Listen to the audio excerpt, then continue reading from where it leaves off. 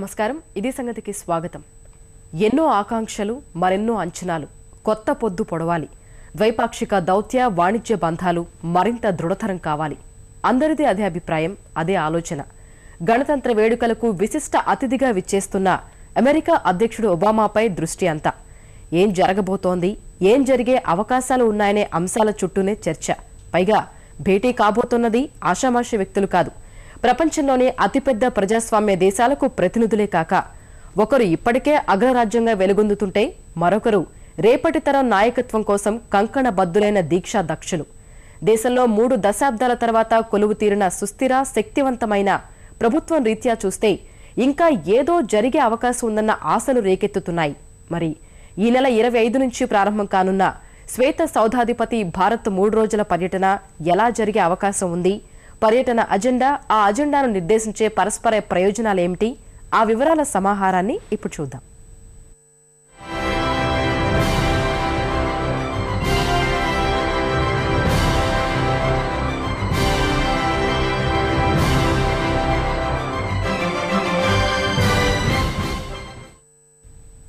భారత్లో ఒబామా 3 రోజుల పర్యటన శ్వేత సౌధాన్ని వీడి మన దేశంలో తొలిసారి ఎక్కువ రోజులు గడుపుతున్న అమెరికా అధ్యక్షుడు భారత గణతంత్ర వేడుకల్లో పాల్గొంటున్న మొదటి అగ్రరాజ్యాధినేత ఇలా అన్ని ప్రత్యేకతలున్న పర్యటన పట్ల భారత్లోనే కాక ప్రపంచవ్యాప్తంగా ఎంతో ఆసక్తి నెలకొంది కారణం దీనిలో దాగున్న ఇరు దేశాల ప్రయోజనాలు ప్రపంచ ఆర్థిక సరళినే మార్చే అవకాశం ఉంది భారత్ పరంగా చూస్తే ఏళ్లుగా త్రిశంకు స్వర్గంలో ఉన్న పౌర అణు ఒప్పందానికి మోక్షం కల్పించుకోవడంతో పాటు మేక్ ఇన్ ఇండియాకు నిధుల సమీకరించాలి అమెరికా విషయానికొస్తే మాంద్యం నుంచి ఇప్పుడిప్పుడే కోలుకుంటున్న తరుణంలో భారత విపణిపై పట్టు సాధించడం ముఖ్యం ఈ నేపథ్యంలోనే ఒబామా భారత పర్యటన మరెంతో ప్రాధాన్యం సంతరించుకుంది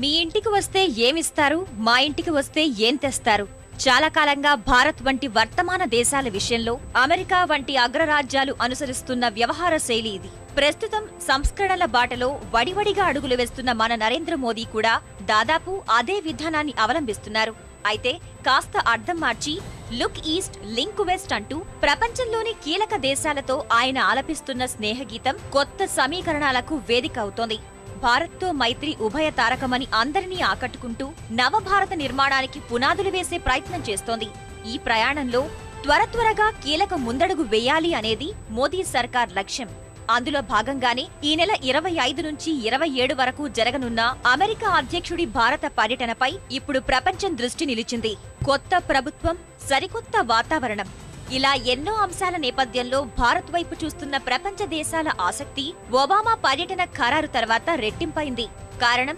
అగ్రరాజ్య అధ్యక్షుడి పర్యటన సంతరించుకున్న చారిత్రక ప్రాధాన్యం దాదాపు 6.5 దశాబ్దాల గణతంత్ర భారతంలో జనవరి 26 వేడుకలకు అమెరికా అధ్యక్షుడు హాజరు కావటం ఇదే తొలిసారి అసలు అగ్రరాజ్యంలో ప్రథమ పౌరుడిగా ఉంటూ రెండోసారి భారత పర్యటనకు రావడమూ ఇదే తొలిసారి 2010లో ఢిల్లీ వచ్చిన బరాక్ ఒబామా మరోమారు భారత్కు రావాలని నిర్ణయించుకోవడం అది ప్రధాని మోదీ అడగ్గానే వస్తాననడం నవశకంలో చిగురించిన సరికొత్త ద్వైపాక్షిక బంధానికి అద్దం పడుతోంది మొదటి నుంచి ఆధిపత్యం చాటుకునే విషయంలో ఎక్కడా రాజీపడని అగ్రరాజ్యం వారి దేశాధ్యక్షుడి భారత్ పర్యటన విషయంలో భిన్నంగా వ్యవహరించిన శైలి ఇప్పటికే ఎంతో మందిని ఆలోచనలో పడేసింది సెప్టెంబర్లో జరిగిన అమెరికా పర్యటన సందర్భంగా మోదీ పిలవడం ఆ వెంటనే ఒబామా సరే అని అంగీకరించడం ఎంతో చర్చనీయాంశమైంది ఎందుకంటే వాస్తవానికి భారత్ అత్యంత సన్నిహిత దేశాధినేతలను మాత్రమే మన గణతంత్ర వేడుకలకు ఆహ్వానిస్తూ ఉంటుంది ఇక్కడే దౌత్యనీతిని ప్రదర్శించిన మోదీ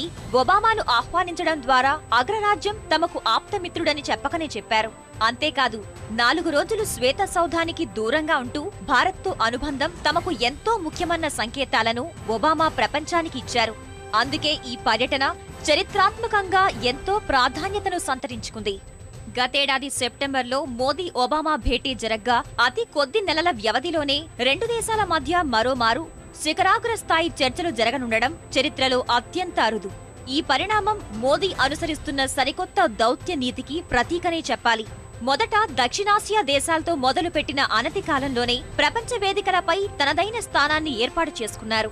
అనంతరం తూర్పు ఆసియా దేశాలు G20 వంటి వార్షిక సమావేశాల ద్వారా రాక్ స్టార్ గా మన్ననలు అందుకున్నారు.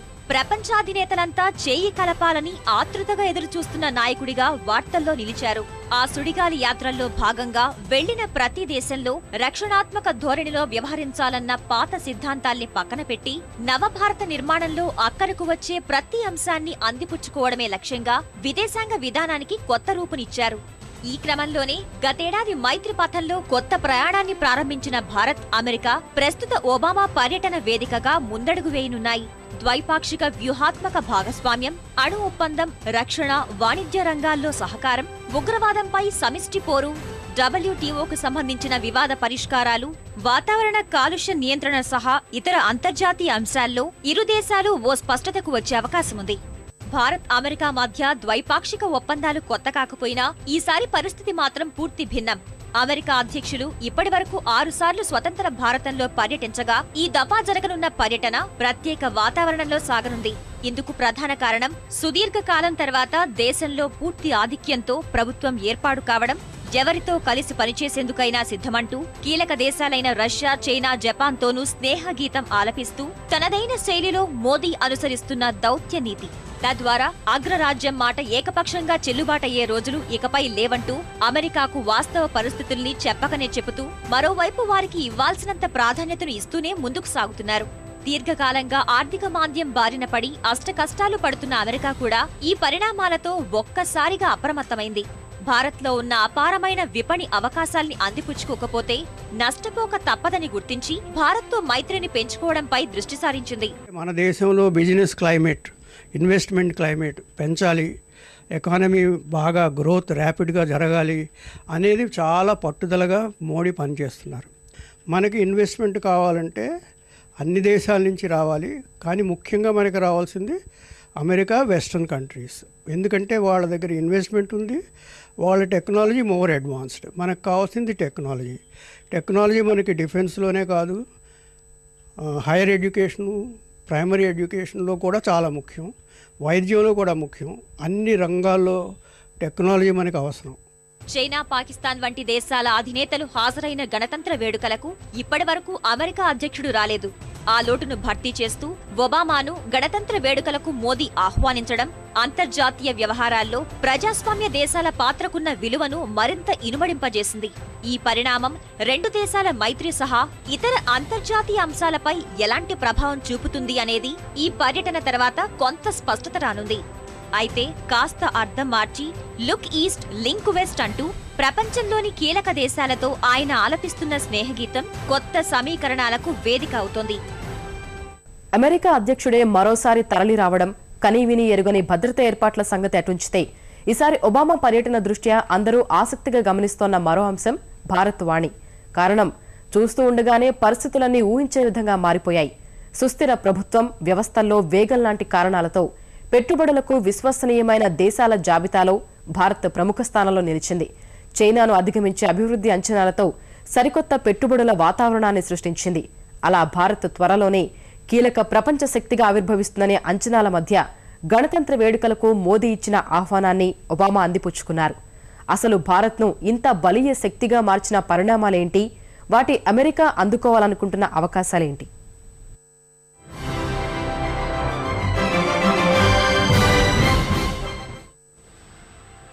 మనం మాంద్యాన్ని జయించాం. భారత్ పర్యటన దగ్గర పడుతున్న తరుణంలో అమెరికా అధ్యక్షుడు ఒబామా చేసిన కీలక ప్రకటన సారాంశమిది. సరిగ్గా ఇదే సమయంలో దావోస్ వేదికగా జరుగుతున్న ప్రపంచ ఆర్థిక వేదిక నిర్వహిస్తున్న వార్షిక సదస్సులో భారత్కు గతంలో ఎన్నడూ ఎరగనంత ఆదరణ లభిస్తోంది.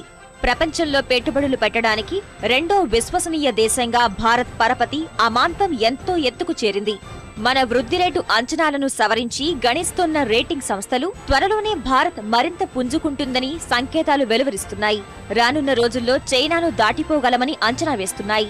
ఈ పరిణామాల మధ్యనే మన దేశ పర్యటన కోసం ఒబామా అమెరికా కాంగ్రెస్ సంయుక్త సమావేశాన్ని ఉద్దేశించి చేసే ప్రసంగంలో మార్పులు చేసుకోవటం అందర్నీ ఆశ్చర్యపోయేలా చేసింది. అమెరికా హెచ్చరికలతో దిగివచ్చిన పాకిస్తాన్ జమాతుద్ దువాపై నిషేధించటం అలానే విస్తుపోయేలా చేసింది. విడివిడిగా చూస్తే వేటికి అవి వేర్వేరు అంశాలుగా కనిపించే వీటన్నింటినీ ఒక క్రమ పద్ధతిలో అర్థం చేసుకుంటే అమెరికా అధ్యక్షుడు భారత్ పర్యటనకు ఇస్తున్న ప్రాధాన్యం, అందుకు గల నేపథ్యం, అవసరాలు, ఆవశ్యకతలు అన్నింటినీ ఇట్టే అర్థం చేసుకోవచ్చు. ఈ నేపథ్యంలోనే ఇప్పటివరకు భారీ నిర్ణయాలేవీ లేకపోయినా జరుగుతున్న పరిణామాల్ని బట్టి చూస్తే ఈసారి ఒబామా భారత్ పర్యటన ఎంతో ప్రత్యేకమైనదిగా నిలిచిపోతుందని ఇప్పటికే పలువురు విశ్లేషకులు అభిప్రాయపడుతున్నారు. ఇప్పటివరకు అమెరికా అధ్యక్షులు చేపట్టిన పర్యటనల కన్నా ఇది అత్యంత ముఖ్యమైనదని వారు అభివర్ణిస్తున్నారు. ఇందుకు ప్రధానమైన కారణం పరస్పర వాణిజ్య అవసరాలు. నరేంద్ర మోదీ నాయకత్వంలో శక్తిని పుంజుకున్న భారత్లో అమెరికా వాణిజ్యానికి అవకాశాలు మరింతగా పెరిగాయనే అభిప్రాయంతో ఆ దేశ నాయకత్వం ఉంది.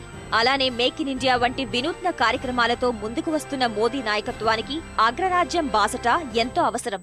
ప్రాంతీయ సమీకరణాల రీత్యా చూసినా మన పొరుగు దేశం చైనా ఎదుగుదల మాదిరిగా కాకుండా భారత్ ముందడుగు తమకు ఎన్నటికీ ముప్పుగా పరిణమించదని, ప్రయోజనమే కలుగుతుందని అమెరికా భావిస్తున్నట్లు సమాచారం.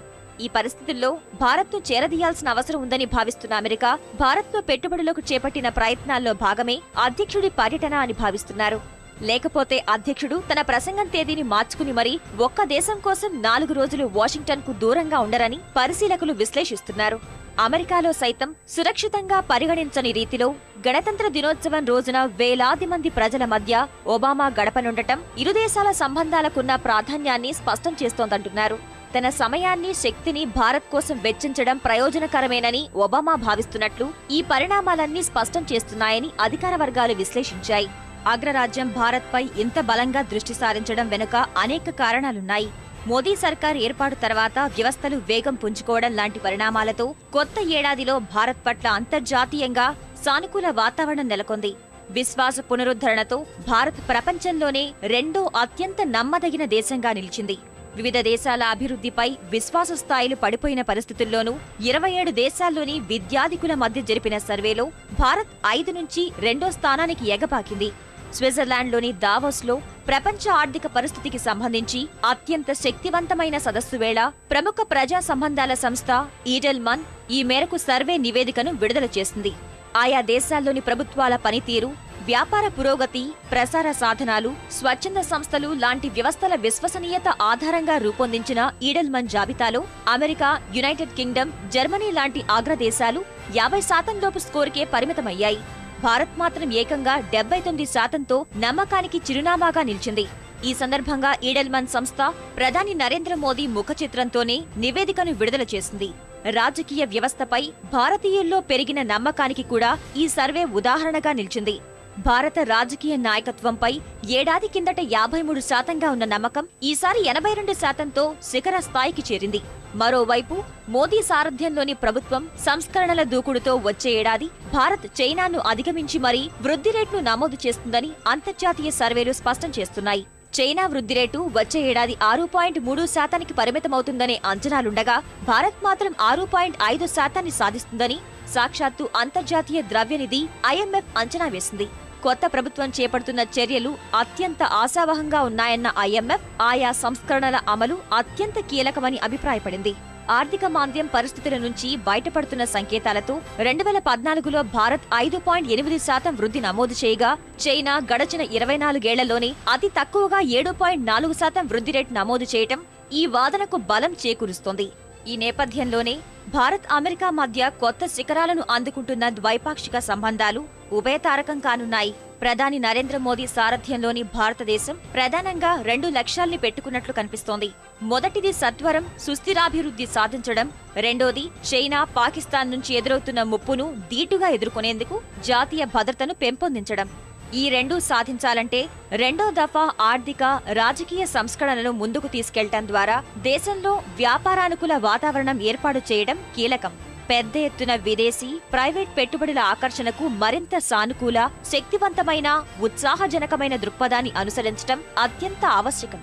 ఇందుకు అవకాశం కల్పించేలా ఈ ఏడాది బడ్జెట్లో రక్షణ, బీమా రంగాల్లోకి విదేశీ పెట్టుబడుల రాకపై ఉన్న పరిమితులను పెద్ద ఎత్తున తొలగించింది.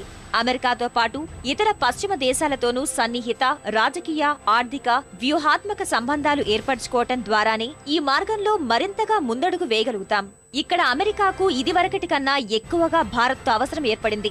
దీర్ఘకాలంగా మాంద్యం బారిన పడిన అమెరికా ఆర్థిక వ్యవస్థకు సువిశాల భారత మార్కెట్ వరంగా మారనుంది. ఈ విషయాన్ని ముందే పసిగట్టి తన 2010 పర్యటన సమయంలోనే ఒబామా తొలిసారి భారత్ వచ్చినప్పుడు మార్కెట్ను విస్తరణ ఆకాంక్షను వెల్లడించారు. కానీ తర్వాత మారిన పరిణామాలతో ఇరు దేశాల మధ్య గాడి తప్పిన సంబంధాలు దూరాన్ని పెంచాయి. అందుకు తగ్గట్టే WTOలో పేరుకుపోయిన వివాదాలు, దౌత్యపరంగానూ పడని పరిస్థితులు దేవయాని కోబ్రగడే వివాదం రూపంలో అందరి దృష్టికి వచ్చాయి. ఇక ప్రధాని కాకముందు మోదీ, అమెరికా మధ్య నెలకొన్న వీసా వివాదం సరే. కానీ మే నెల సార్వత్రిక ఫలితాలతో పరిస్థితులు పూర్తిగా మారిపోయాయి. రావడమే సంస్కరణలు, అభివృద్ధి మంత్రం పఠించిన మోదీ సర్కార్ దేశంలో మౌలిక వసతుల అభివృద్ధికే $1,00,000 కోట్ల పెట్టుబడుల అంచనాలతో ప్రణాళికలు రూపొందించింది. ఆ పైన రక్షణ, బీమా, బ్యాంకింగ్, రిటైల్ రంగాల్లో అవకాశాల కోసం కూడా అమెరికా తహతహలాడుతోంది. అందుకు సానుకూల వాతావరణం సృష్టించే దిశగా అనేక చర్యలు చేపడుతుంది. తగ్గట్టుగానే ఆహార భద్రత బిల్లు అమలుకు అడ్డంకులను తొలగిస్తూ WTOలో భారత్కు ప్రత్యేక మినహాయింపులు కల్పించడానికి మద్దతు పలికింది. భారత్తో అమెరికా మైత్రి ఎంతో పురాతనమైనదని పదే పునరుద్ఘాటించడంతో పాటు ఇటీవల మోదీ అమెరికా పర్యటనకు ఎంతో ప్రాధాన్యాన్ని ఇచ్చారు. అదే వేదికగా భారత్లోని తయారీ ఉద్యమ స్ఫూర్తికి అనుగుణంగా ఉమ్మడిగా తయారీకి సాంకేతికంగా సహకరించుకోవడానికి కొన్ని అవగాహన ఒప్పందాలు చేసుకున్నారు. క్షీణించిన భారత్ అమెరికా సంబంధాలు మెరుగుపడగలవనే విశ్వాసాన్ని కల్పించారు. పౌర అణు ఇంధన ఒప్పందం భారత్ అమెరికా మధ్య చర్చలంటేనే వెంటనే గుర్తుకు వచ్చే అంశం. ఏళ్లుగా రెండు దేశాల మొండి వైఖరితో త్రిశంకు స్వర్గంలోనే నిలిచి ఉంది ఈ ఒప్పందం. ఇరు దేశాధినేతలు భేటీ అయిన ప్రతిసారి ఒప్పందం అమలుపై కమ్ముకున్న మబ్బులు తొలగి భారత్ కాంతిలనున్న ఆశలు దేశ ప్రజల్లో రావడం, చర్చలు సఫలం కాక ప్రతిష్టంభన అలాగే కొనసాగడం జరుగుతూ వస్తోంది. అయితే ఈసారి ఒబామా పర్యటనలో ఈ అంశం ఓ కొలిక్కి వస్తుందన్న ఊహాగానాలు ఊపందుకుంటున్నాయి. తనదైన దౌత్య నీతితో ముందుకెళ్తున్న ప్రధాని మోదీ అగ్రరాజ్యాన్ని దారికి తెచ్చి ప్రతి ఇంట్లో విద్యుత్ వెలుగులు కురిపించేందుకు ఇప్పటికే రంగం సిద్ధం చేసుకున్నారు. అసలు అణు ఇంధన ఒప్పందంలో ప్రతిష్టంభన నెలకొనడానికి కారణం ఏంటి? ఏ అంశాల్లో రెండు దేశాలు విభేదిస్తున్నాయి? సమస్య పరిష్కారానికి మోదీ సర్కారు చూపెడుతున్న మార్గాలేంటి?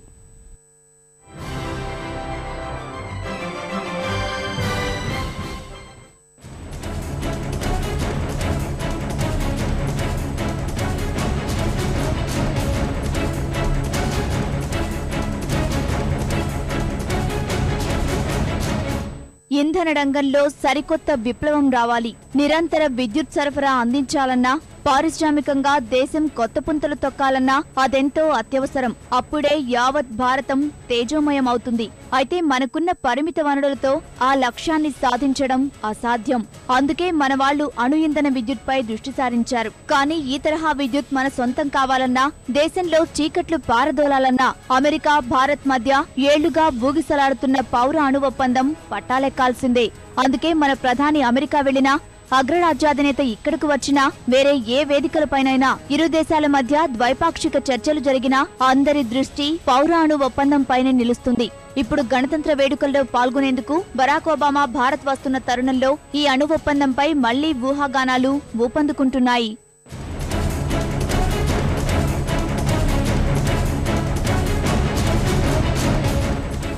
గుజరాత్ ముఖ్యమంత్రిగా ఉన్న సమయంలో సౌర విప్లవం సృష్టించి ఆ రాష్ట్ర ప్రజల కల నెరవేర్చిన నరేంద్ర మోదీ ఇప్పుడు యావత్ దేశాన్ని వెలుగులమయం చేసేందుకు కసరత్తు చేస్తున్నారు. సంప్రదాయేతర విద్యుత్ ఉత్పత్తిపై దృష్టి సారించి ఆ దిశగా వడివడిగా అడుగులు వేస్తున్నారు. ఇప్పటికే ఆస్ట్రేలియాతో పౌర అణు ఇంధన ఒప్పందం విషయంలో విజయం సాధించిన ఆయనకు అమెరికా అధ్యక్షుడు బరాక్ ఒబామా పర్యటన మరో ముందడుగు వేసేందుకు అవకాశం కల్పించనుంది. దీన్ని సద్వినియోగం చేసుకుని పౌర అణు ఇంధన ఒప్పందం అమలుకు అమెరికాను పూర్తి స్థాయిలో ఒప్పించడం, సంప్రదాయేతర విద్యుత్ ఉత్పత్తిని పెంపొందించడం ఇప్పుడు ప్రధాని మోదీ చాణక్యతపై ఆధారపడి ఉంది.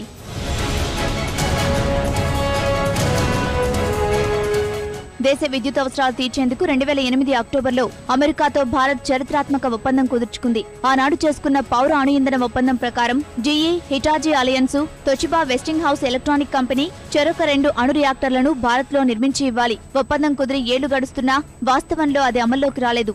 దీనికి కారణం భారత పార్లమెంటు ఏకగ్రీవంగా ఆమోదించిన పౌర అణు నష్టబాధ్యత చట్టం CLNDAనే. చట్టంలో ఉన్న కొన్ని అంశాలను చూసి అగ్రరాజ్యంలోని అణు సాంకేతిక సరఫరా సంస్థలు మోకాలడ్డుతున్నాయి.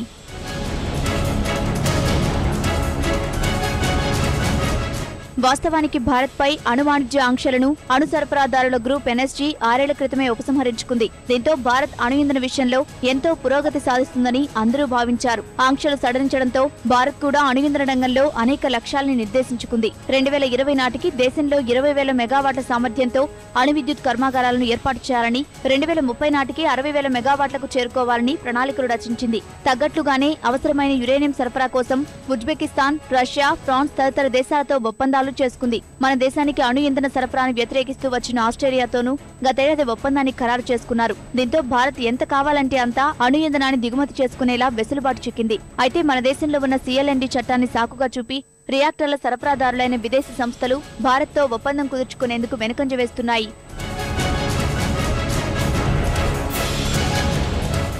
అసలు ఈ పౌర అణు నష్ట బాధ్యత చట్టం ఏంటి? దీనిని భారత్ ఎందుకు తీసుకువచ్చింది? దీనిలోని ఏ అంశంతో అమెరికా సంస్థలు విభేదిస్తున్నాయి? భూపాల్ దుర్ఘటన నేపథ్యంలో భారత్ అణు ఒప్పందానికి సంబంధించి కట్టుదిట్టమైన జాగ్రత్తలు తీసుకుంది. 2010లో కఠిన నిబంధనలతో కూడిన పౌర అణు నష్ట బాధ్యత చట్టం CLNDAను తీసుకొచ్చింది. ఈ చట్టంలోని సెక్షన్ 17B, సెక్షన్ 46 ప్రకారం సరఫరాదారు లేదా వాళ్ల ఉద్యోగుల చర్యల వల్ల, అంటే లోపభూయిష్టమైన పరికరాలు, సామగ్రి సరఫరా, నాసిరకం సేవల ఫలితంగా అణు రియాక్టర్లో ప్రమాదం సంభవిస్తే సరఫరాదారులు బాధ్యత తీసుకోవాలి. అయితే ఆ బాధ్యత ఆపరేటర్లది మాత్రమే అని రియాక్టర్ల సరఫరా సంస్థలు వాదిస్తున్నాయి. శ్వేత సౌధం అదే వాదనకు మద్దతు పలుకుతోంది. దానికి తగిన విధంగా చట్టం తీసుకురావాలని పట్టుబడుతోంది. అందుకే 2010 డిసెంబర్లోనే పౌర అణు ఒప్పందంపై భారత్ సంతకం చేసినా అగ్రరాజ్యం మాత్రం ఇంకా ఏ నిర్ణయమూ తీసుకోకుండా విషయాన్ని సాగదీస్తోంది. ఒకవేళ అమెరికా నిర్ణయానికి భారత్ తలొగ్గితే మిగిలిన దేశాల సరఫరాదారులు ఈ తరహా వెసులుబాట్లు కోరతారన్నది భారత్ అభ్యంతరం. అంతేకాదు, CLNDAలో మార్పులు చేసేందుకు, తమ పౌరుల ప్రయోజనాలు తాకట్టు పెట్టేందుకు భారత్ సిద్ధంగా లేదు. ఫలితంగా ఏళ్లుగా ఈ పౌర అణు ఒప్పందం త్రిశంకు స్వర్గంలోనే నిలిచిపోయింది.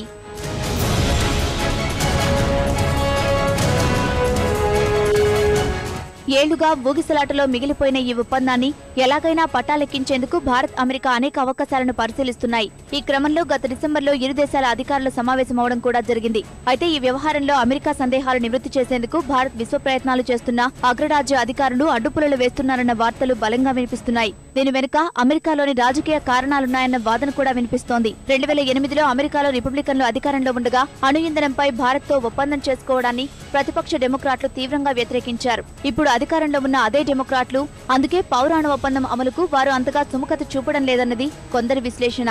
దిగువ స్థాయిలో పరిస్థితులు ఎలా ఉన్నా అధ్యక్షుడిగా ఉన్న ఒబామా అణు ఒప్పందం విషయంలో భారత్ పట్ల సానుకూల దృక్పథంతో ఉండడం మోదీకి కలిసి వచ్చే అంశం.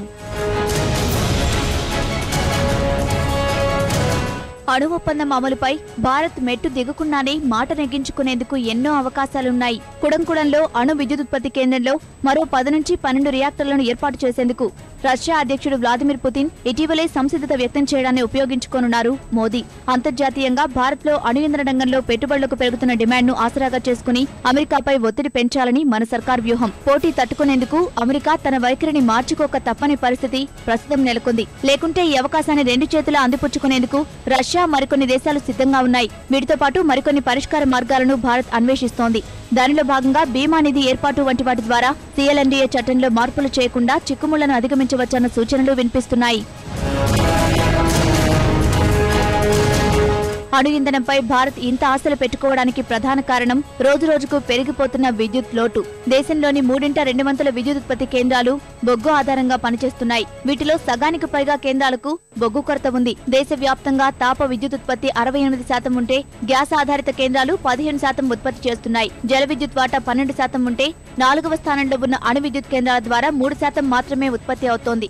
దేశంలోని 25% మంది ప్రజలకు ఇంకా విద్యుత్ అందని ద్రాక్షగానే మిగిలిపోయిన పరిస్థితుల్లో అణు విద్యుత్ ఒక్కటే విద్యుత్ అవసరాలను తీర్చగలదని నిపుణులు అంచనా వేస్తున్నారు. అందుకే భారత్ ఎలాగైనా ఈ ఒప్పందాన్ని పట్టాలెక్కించి విద్యుత్ కొరత నుంచి దేశాన్ని బయటపడేయాలని మోదీ సర్కార్ భావిస్తోంది. మరిన్ని విభిన్న అంశాలతో మరో ఇదే సంగతిలో కలుసుకుందాం. నమస్కారం.